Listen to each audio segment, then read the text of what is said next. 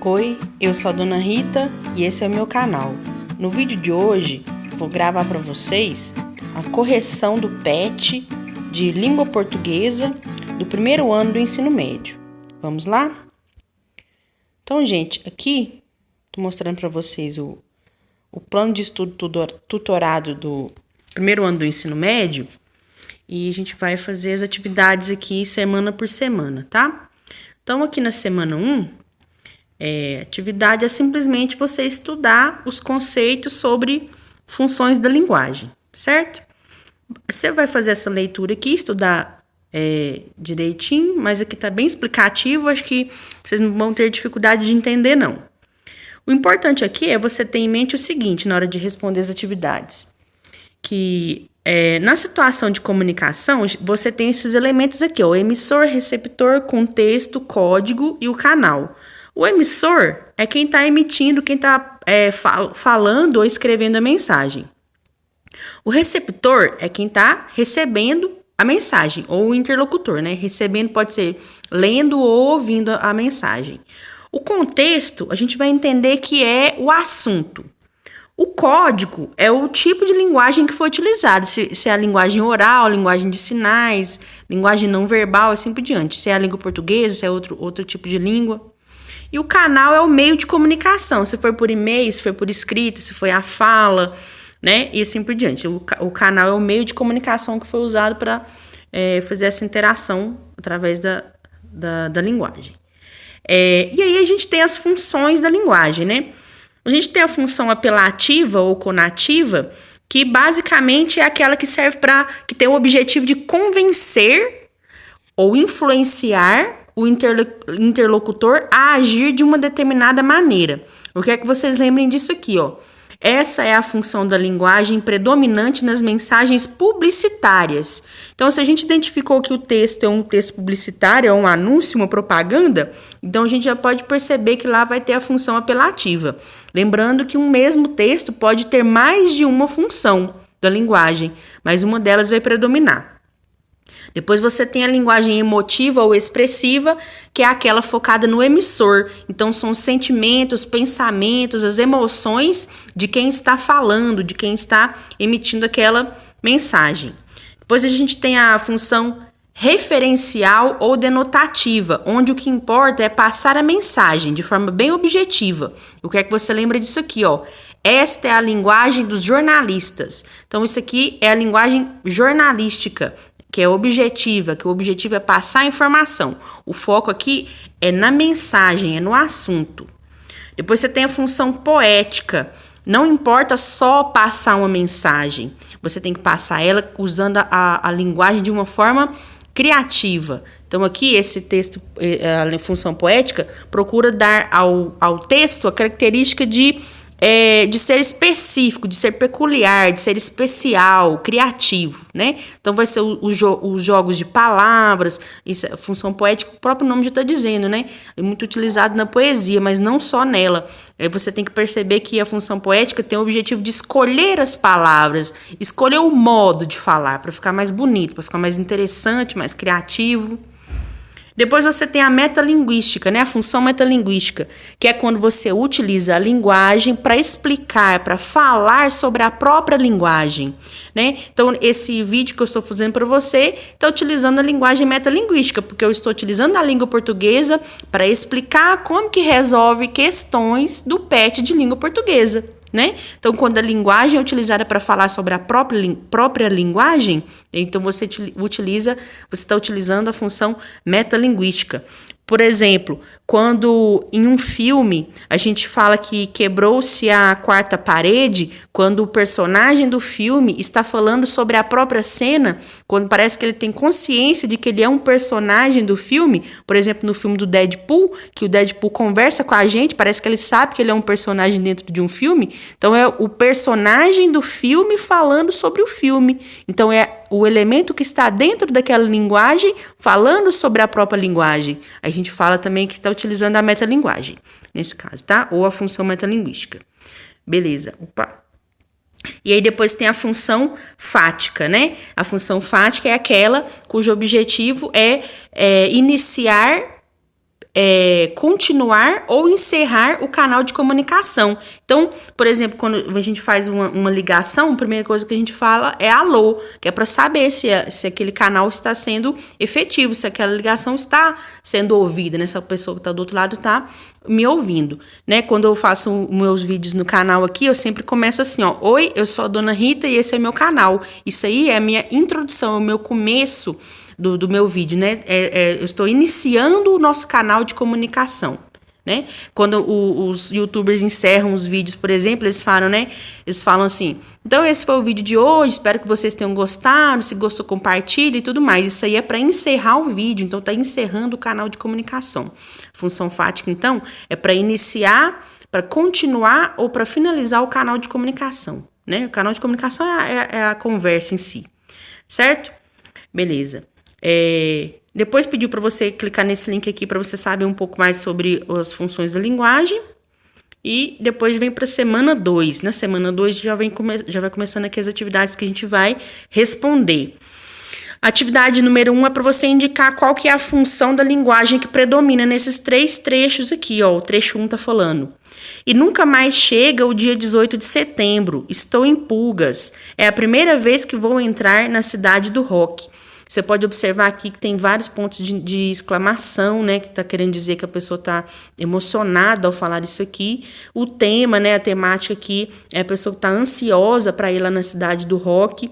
E a gente observa o uso da primeira pessoa, né? Nesses verbos aqui, ó. Estou, eu estou, que vou entrar. Quem que vai entrar? Eu. Então, quando tem a presença da primeira pessoa, tá passando um modo de falar emotivo, né, expressando alguma emoção, e expressa aqui um ponto de vista pessoal, um gosto pessoal, um sentimento pessoal. Então, a gente vai ter a função emotiva. Então, o número 1 é a função emotiva. Depois, a gente tem o número 2 aqui, ó.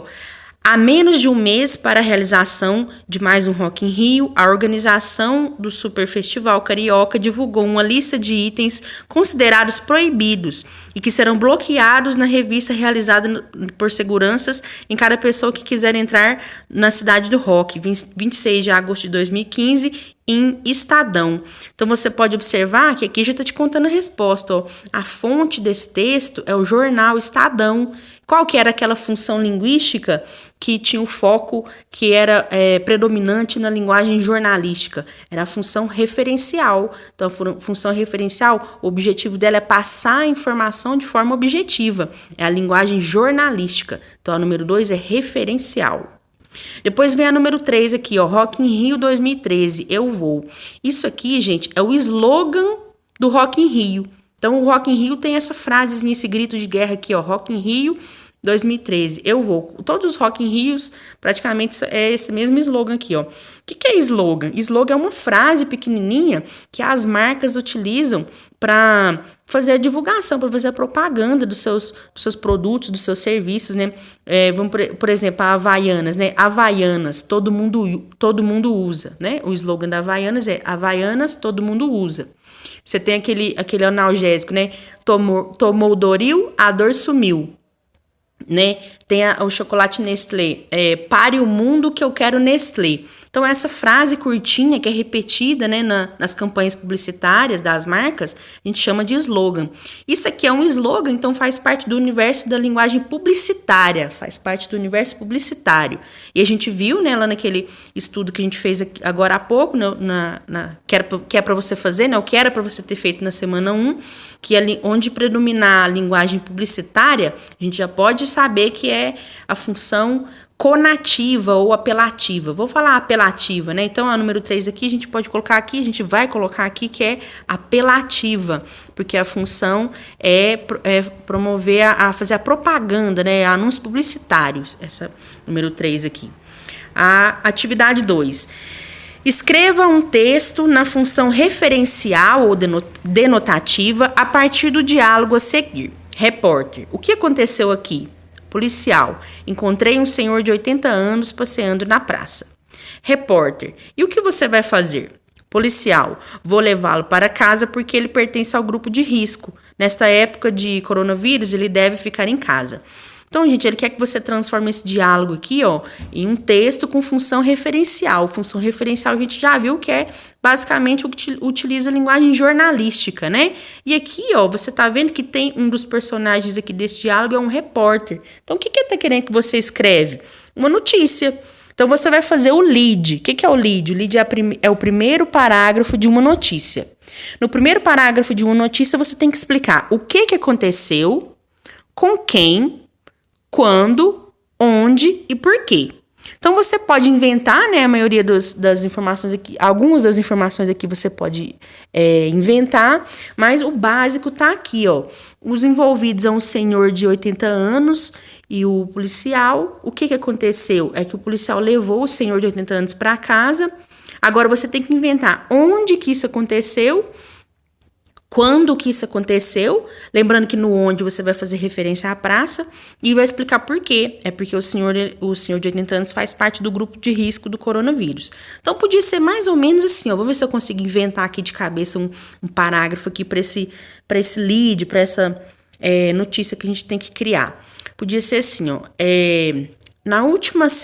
Na tarde da última sexta-feira, dia 29 de maio de 2020, um senhor de 80 anos, que não quis ser identificado, foi abordado pelo sargento Meirelles na Praça São Sebastião, em São Gotardo, Minas Gerais, e foi conduzido na viatura até sua residência, onde foi orientado a permanecer por pertencer ao grupo de risco do coronavírus. O senhor de 80 anos alegou que estava apenas pagando suas contas na casa lotérica da cidade e se comprometeu a respeitar o isolamento social. Então, você pode perceber que nesse parágrafozinho que eu criei, a gente colocou a data, quando que aconteceu, onde, eu falei até o nome da cidade, né? Essa cidade é a minha, você pode inventar aí, pode falar que é a sua cidade, pode inventar outra cidade, onde você quiser. Eu coloquei os envolvidos, né? Eu inventei até o nome para o sargento, né? Para o policial, eu vou chamar Sargento Meirelles. O senhor de 80 anos, eu fiz referência a ele, mas ele não quis ser identificado. Eu coloquei o que aconteceu, que ele foi conduzido até a residência dele e expliquei o porquê, né? Então, basicamente, você pode repetir o vídeo aí e ir pausando devagarzinho, que isso aí você pode construir a sua resposta a partir da minha, tá? Usa a sua criatividade que você vai conseguir com certeza. Agora, atividade 3, essa é de marcar, né? Em qual das frases abaixo está presente a função expressiva? A função expressiva é a função emotiva, é a mesma coisa, emotiva ou expressiva. É aquela onde o objetivo é passar um ponto de vista pessoal do emissor, ou a emoção, a opinião pessoal de quem está falando. Qual dessas alternativas aqui que tem uma opinião, né? Um ponto de vista pessoal? É a letra B. Gostei muito da nova música de Anitta. Quem que gostou? Quem tá falando. Isso aqui é a opinião pessoal. Demonstra sentimentos pessoais de quem está falando. Só para comprovar, aqui na letra A tá falando assim, ó. Descubra agora as melhores ofertas de eletrodomésticos. Nessa aqui a função é apelativa, porque é a propaganda de uma loja de eletrodomésticos. Na letra C, água mole em pedra dura, tanto bate até que fura. Então, está falando que a gente tem que persistir até conseguir vencer. Mas ele não quis dizer isso da maneira mais objetiva possível. Ele quis usar um jogo de palavras. Então, ele utilizou a linguagem de uma maneira criativa. Então, isso aqui é função poética. Na letra D, os participantes do torneio não quiseram comentar o acidente. Isso aqui parece um trecho assim de uma notícia, né? É porque isso aqui está utilizando a linguagem, a função da linguagem referencial, que é aquela mais objetiva possível, a linguagem jornalística. Então, definitivamente, a número 3, a linguagem expressiva, é na letra B, B de bola. Atividade 4. Qual é a função da linguagem da frase "Cuidado com o coronavírus, lave bem as mãos"? Cuidado com o coronavírus, estou te dando um conselho. Lave bem as mãos, estou te dando uma ordem. O que isso significa? Que eu estou utilizando a linguagem apelativa. Por quê? Porque eu estou querendo moldar, influenciar as suas ações, o seu comportamento. Eu estou querendo te convencer a agir de uma determinada maneira. Por isso que a gente está utilizando aqui a linguagem apelativa. Então, seria a letra C. Atividade número 5. Qual é a função da linguagem expressa abaixo? Não precisa nem ler, gente. Aqui, ó, verbete extraído do dicionário online. Se é um verbete de dicionário, o que o dicionário faz? Ele utiliza a língua portuguesa para explicar os significados das palavras na língua portuguesa. Então, é a linguagem falando sobre a linguagem, a língua falando sobre a própria língua. Então, é função metalinguística. Número 5, metalinguística. E aí a gente vai para semana número 3. Semana 3. Atividade 1. Depreende-se que a linguagem é vista como meio de interação social entre os indivíduos de uma comunidade. Partindo desse pressuposto, explica a relação entre os interlocutores envolvidos em um diálogo. Então, gente, aqui é o seguinte. Achei essa pergunta aqui muito ampla, né? Então, são várias coisas que a gente pode colocar aqui. Mas o que significa diálogo? Vamos pegar nessa parte para a gente ver se a gente consegue criar uma resposta aqui, ó.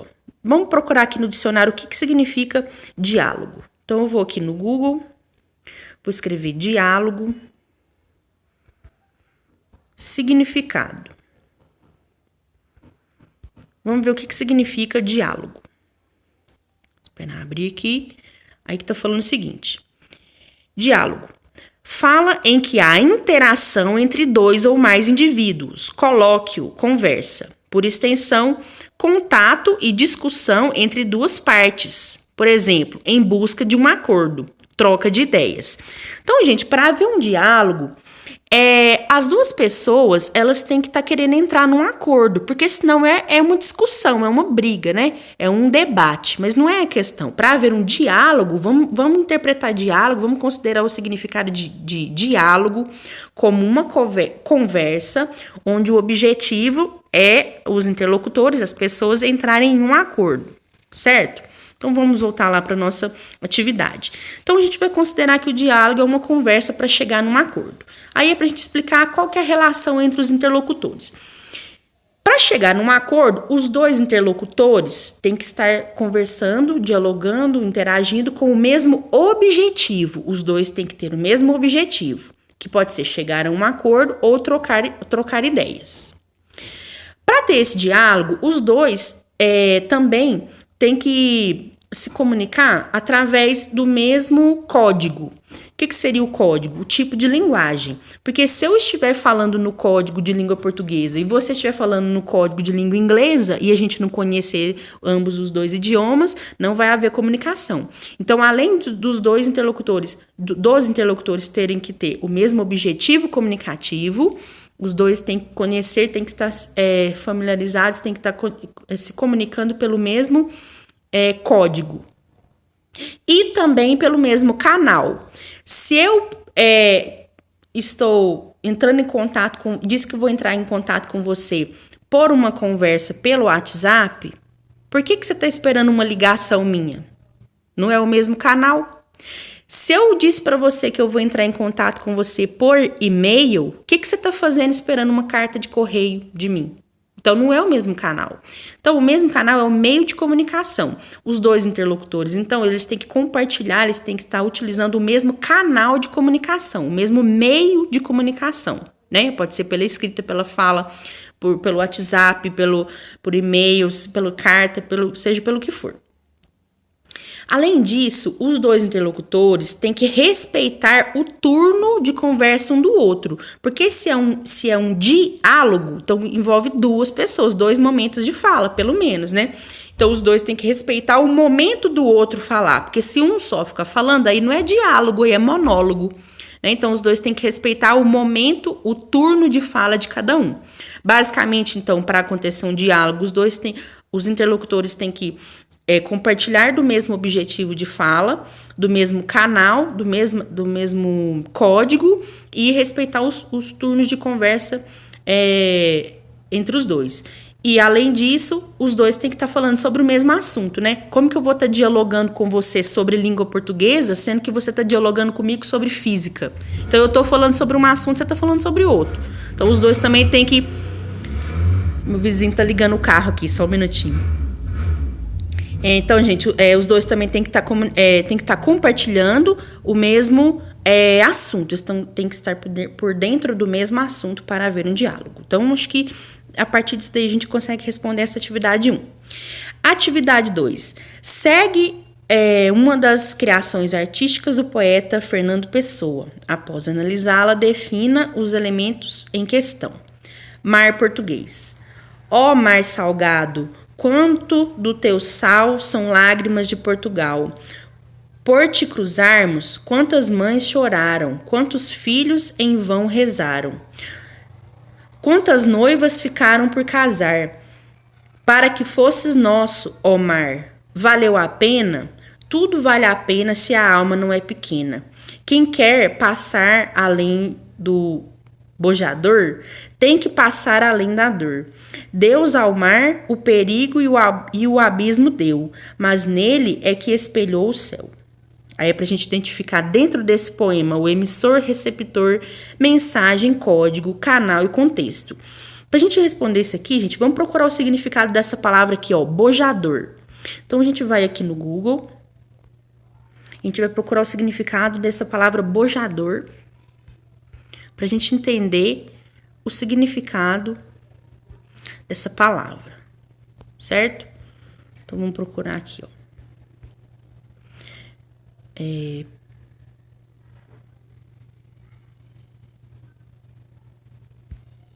Qual é o significado de passar além do bojador, que é a expressão que foi usada lá no poema? Tá escrito assim, ó, Fernando Pessoa.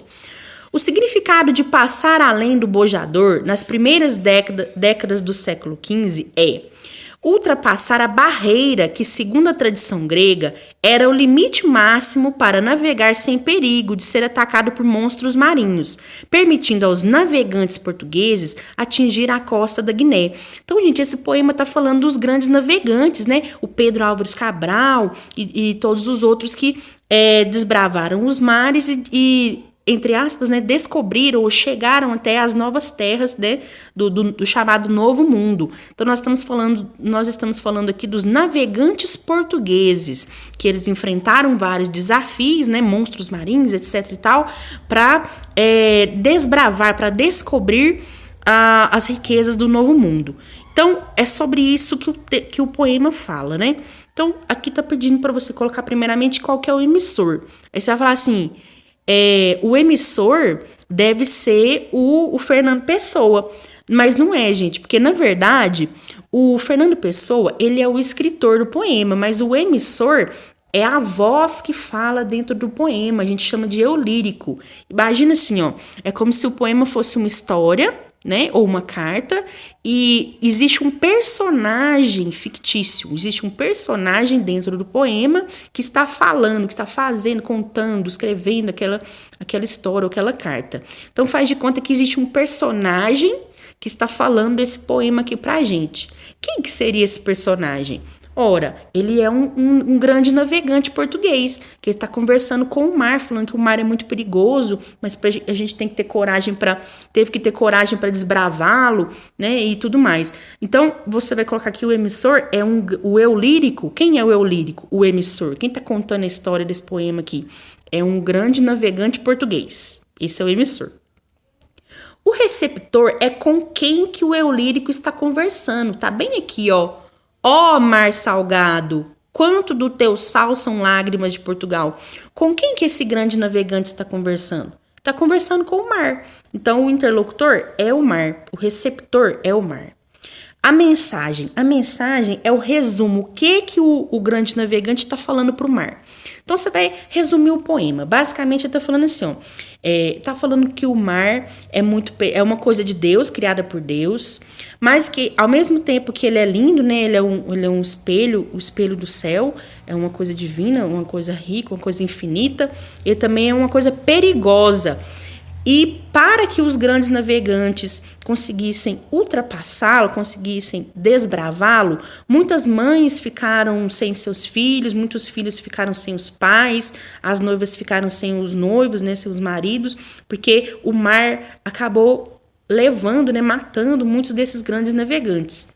Mas isso adiantou? Isso valeu a pena? Valeu sim, porque tudo vale a pena se a alma não é pequena. Para a gente ter uma alma elevada, uma alma grandiosa, a gente precisa vencer, a gente precisa passar além do bojador, vencer os desafios, os monstros dos mares, né? A gente precisa vencer, ultrapassar esses desafios e ir além da dor para a gente conseguir conhecer o que está além dos mares, né? O mar é infinito, é grandioso que nem o céu. Para a gente poder ultrapassá-lo, desbravá-lo, conhecê-lo, a gente tem que vencer os seus desafios. Então, tenta resumir isso tudo aí que eu falei, porque isso aí é a mensagem. O código é a língua. Em que língua que isso aqui foi falado? Língua portuguesa. Então, o código é a língua portuguesa. O canal é onde que a gente está vendo esse texto aqui. Você está vendo ele escrito aqui, não é? Então, o canal é a escrita. Né? Se você estivesse ouvindo ele, seria a voz, né? Ou uma gravação, ou um áudio. Mas o canal foi por meio da escrita. Foi através da escrita que a gente conheceu esse texto. E o contexto, né? Vamos falar assim, é o tema geral, o assunto geral. O texto aqui, o contexto, o poema fala sobre os desafios dos grandes navegantes portugueses. Certo? Então, você pode colocar que o contexto é sobre isso que fala. Os desafios enfrentados pelos grandes navegantes portugueses. Esse é o tema do texto, certo? Porque o Fernando Pessoa, né, os poetas portugueses, eles gostam muito de exaltar os grandes feitos, né, dos seus heróis históricos lá, né, que são os portugueses que fizeram as grandes navegações. Por isso que esse tema é muito recorrente na literatura portuguesa. Vamos para a atividade 3 aqui, ó. A frase abaixo foi extraída de um anúncio que vende produtos para a pele. Aí o anúncio está falando assim, ó. Hoje você é uma uva, mas cuidado, uva passa. Letra A. Comente a superposição de funções gramaticais que recai sobre a palavra passa. Funções gramaticais é a classe gramatical da palavra. Pode ser verbo, substantivo, adjetivo, assim por diante. A palavra passa, ela pode ter duas funções gramaticais nesse texto aqui, ó. A primeira função é adjetivo. Não tem a uva passa, que a gente coloca no salpicão e no arroz no final do ano? Tem gente que odeia, mas que eu adoro. Então, a uva passa. Essa palavra passa é a característica da uva, então é um adjetivo. Então, a primeira função gramatical é passa, adjetivo. Passa com a função de adjetivo. Mas o que é isso, passa? A uva passa, ela não é toda amarrotadinha, amassadinha? É porque ela está desidratada. Então, passa significa desidratada, significa enrugada, certo? Então, primeira função é a função de adjetivo, que significa enrugada. Agora, o passa também pode ser do verbo passar. A uva passa, né? O menino passa de ano, se fizer o pet. Agora, então, você vai colocar que a segunda função gramatical é passa verbo, né? Presente do indicativo do verbo passar. Então, é passa verbo, né? E nesse caso aqui, a uva passa, que significa que a uva não permanece, que a uva acaba, que a uva morre, que a uva não permanece para sempre, ela passa, ela tem fim. Agora, na letra B, explique os efeitos persuasivos provocados por essa superposição. Então, você tem que explicar qual que é o efeito de sentido que essa polissemia, né, que é quando a palavra pode ter dois significados na frase. O que é esse duplo sentido que a palavra passa? O que significa dentro do texto? Então, você vai explicar que a pessoa, isso aí foi utilizado para que o leitor interprete que, ao mesmo tempo que no momento você está bonito, jovem, com a pele lisinha, igual uma uva, se você não tomar cuidado, se você não utilizar os produtos, né, que estão sendo vendidos aqui, né, os produtos para pele, se você não tiver esse cuidado com a sua pele, essa uva, essa beleza, essa juventude, ela pode ficar enrugada, feia, velha, ela pode passar, né? Então, o efeito de sentido é que a juventude, a beleza, a pele lisinha, ela pode acabar, pode ficar enrugada, pode ficar feia, se você não tomar o cuidado de comprar os produtos dessa marca aí, ó, né? Que não fala o nome da marca, mas é a marca que fez esse anúncio aqui. Se você não comprar esses produtos, sua pele não vai ser bonita que nem uma uva passa mais, não. Ela vai ficar feia, enrugada, porque o tempo vai passar. Então, tenta resumir isso aí para você colocar na letra B. Letra C. Discorra sobre a função da linguagem que predomina na frase. Gente, se isso aqui é um anúncio publicitário, então a função que predomina é a função apelativa. Mas você tem que explicar por quê, né? É a função apelativa ou conativa, porque o objetivo é convencer o leitor a tomar uma certa atitude. Qual atitude? Comprar os produtos de pele daquela marca. Então, é a função conativa ou apelativa, porque o objetivo é convencer, influenciar o leitor, o espectador ou o interlocutor a tomar uma certa atitude. Qual atitude? Comprar os produtos de beleza daquela marca, certo? E aí a gente vai para a semana 4. Semana 4 aqui, ó, tem 2 textos, né? O texto 1 e o texto 2. Então, vamos fazer a leitura deles. O poder do e-mail.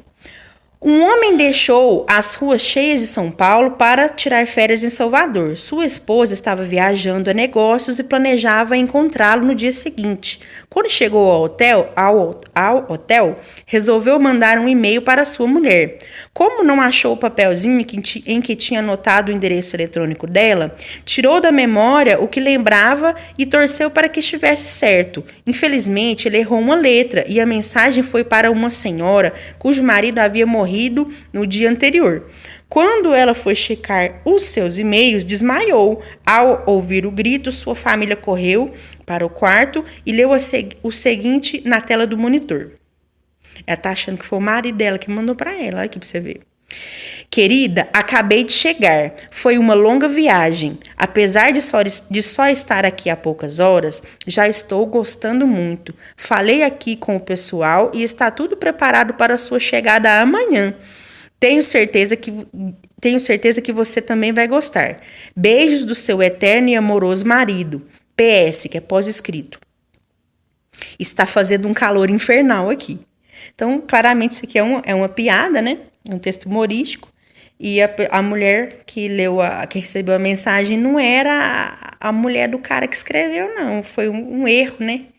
Ficou achando assim, nossa, mas está fazendo um calor infernal aqui e o meu marido morreu ontem.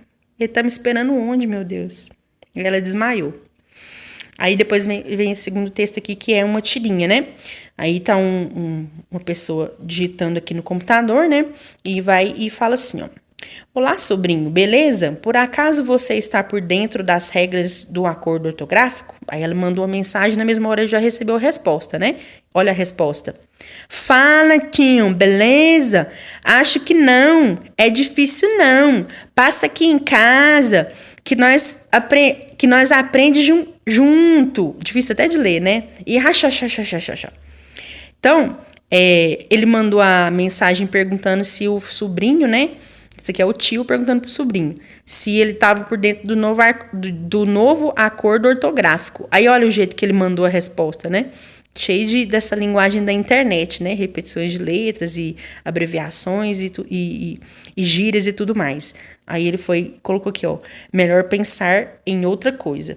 Porque ele julgou, né, que o sobrinho dele não estava por dentro do novo acordo ortográfico, porque na forma dele de escrever aqui, não tem nada de acordo ortográfico, né? Ele utiliza uma variedade linguística que é típica da internet, não utiliza a variedade linguística que segue os acordos da norma padrão, o acordo ortográfico, certo? Aí vem a pergunta aqui, ó, para você escolher a ou as alternativas corretas. Tô falando aqui, ó. Após comparar os 2 textos, é correto dizer que, letra A, vamos eliminando aqui as que estiverem erradas. O texto 1 apresenta a linguagem padrão, como se observa nas expressões encontrá-lo. Uma senhora cujo marido. E os quadrinhos somente a linguagem informal, própria da fala.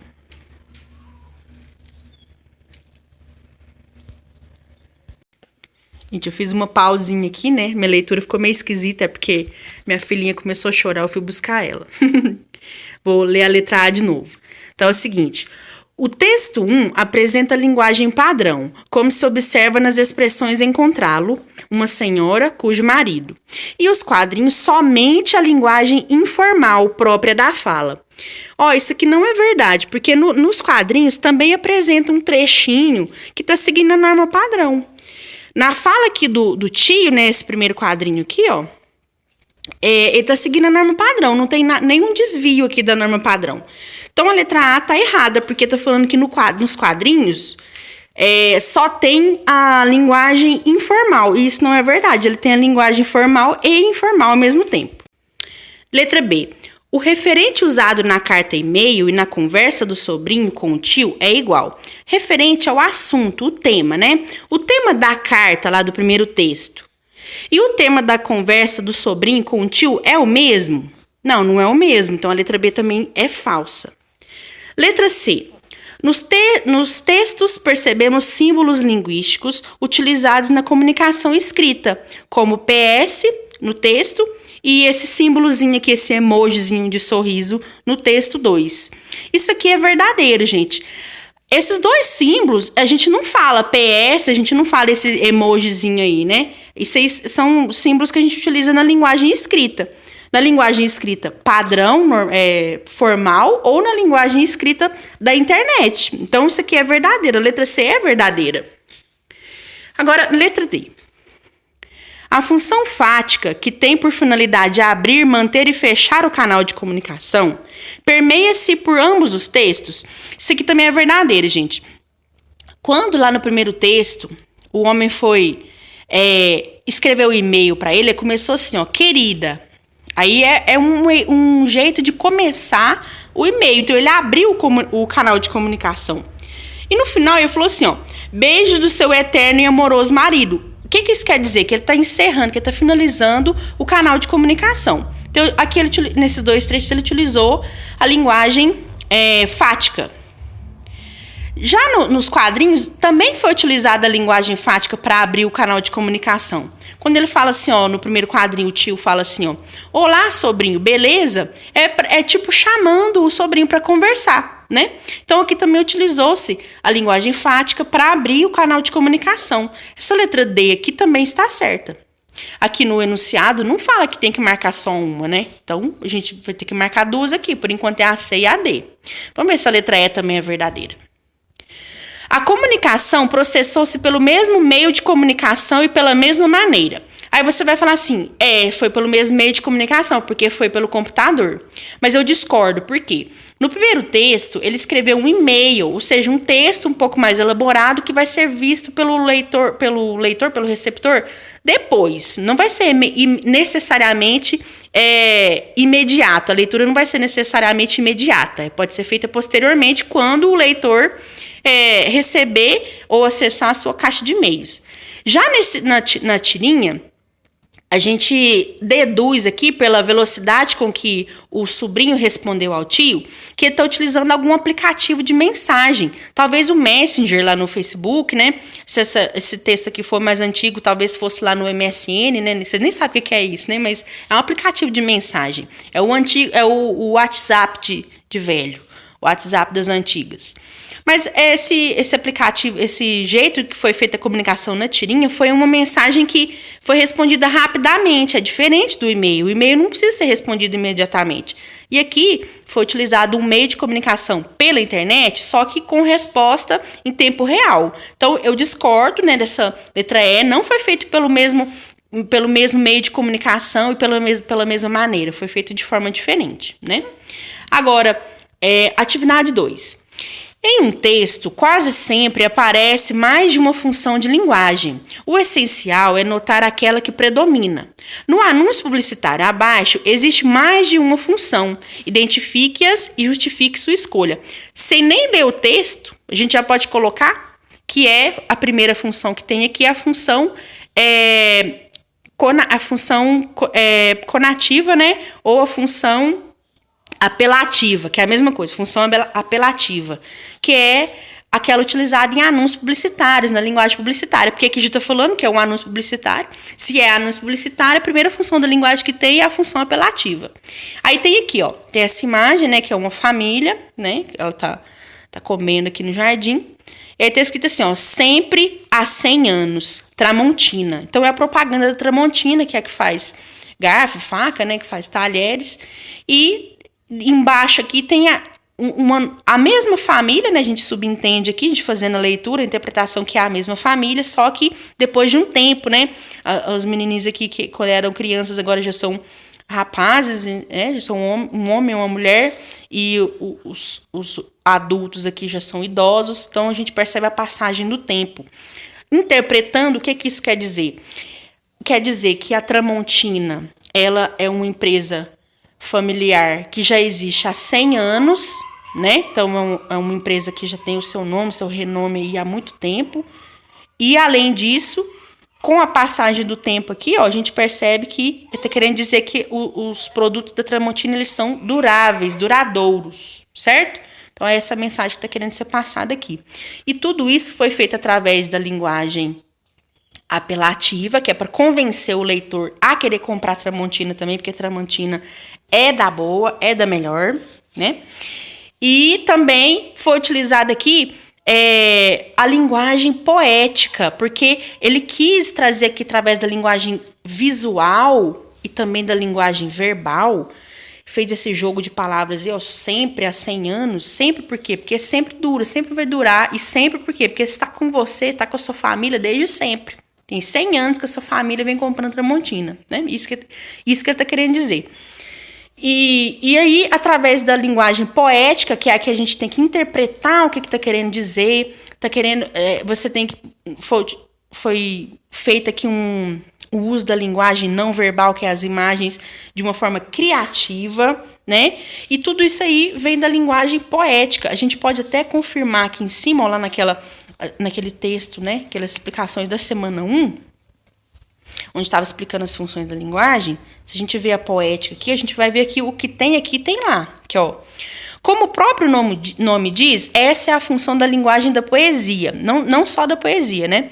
Nela há um cuidado diferenciado com o ritmo do texto, a sonoridade das palavras e o jogo de ideias. Isso aqui que tem lá, o jogo de ideias. É a função mais comum em textos literários, poemas, propaganda e publicidade, porque ele na propaganda e na publicidade existe uma preocupação na forma com que a mensagem vai ser passada, né? Tem que ser uma coisa que desperta o interesse, a curiosidade, a emoção do consumidor, no caso, né? Então, mais uma vez, isso aqui comprova que lá naquela propaganda lá tem a função conativa, que é a mais básica, né? Que é típica dos textos publicitários, e também tem a função poética, certo? Então você pode colocar lá que é a função poética e a função apelativa. Deixa eu ver se pediu para explicar. E justifique sua escolha.